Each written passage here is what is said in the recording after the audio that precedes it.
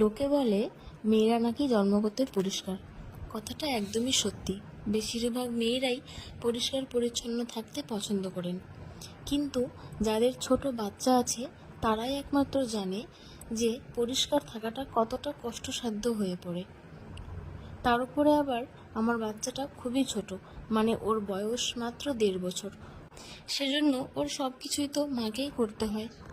তার উপর যতক্ষণ ওর কাছে থাকবো ও ঠিক খেলাধুলা করবে, কিন্তু যখনই কোনো কাজ করতে যাব অমনি পাশে এসে বলবে, মা কোলে নাও না।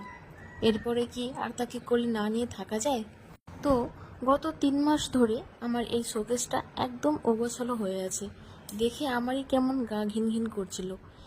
অনেক চেষ্টা করার পরেও আমি একটু টাইম বের করে এটা পরিষ্কার করতে পারছিলাম না। এরপর গত 2 দিন আগে আমার ছেলের খুব জ্বর হয়েছিল, আর ওকে ওষুধ খাইয়ে দেওয়ার পর ও প্রায় 2 ঘন্টা ধরে ঘুমাচ্ছিল। ওই টাইমটুকুর মধ্যে এসে আমি এই শোকেসটাকে পরিষ্কার করি।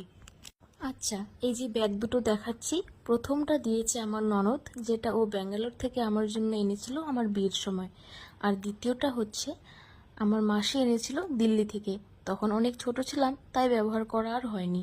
আজ যখন বের করে দেখলাম, তো ভাবলাম এখন এটা ব্যবহার করার ঠিক সময়। তো দেখো, তোমাদের সাথে গল্প করতে করতে আমার শোকেসটা একদম পরিষ্কারও করে ফেলেছি, আর এখন সমস্ত জিনিসপত্র গুছিয়ে নিয়েছি। দেখো তো গোছানোটা ঠিক হয়েছে কিনা। আর হ্যাঁ, তোমাদেরও যাদের ছোট বাচ্চা আছে তারাও কি এভাবে সময়ের অভাবে সবকিছু অগোছালো করে রেখে দিয়েছো? এই যে দেখো, আমার গোছানো হয়ে গেল আর আমার ছেলেও ঘুম থেকে উঠে গেল। আর তো কোনো কাজ করা যাবে না।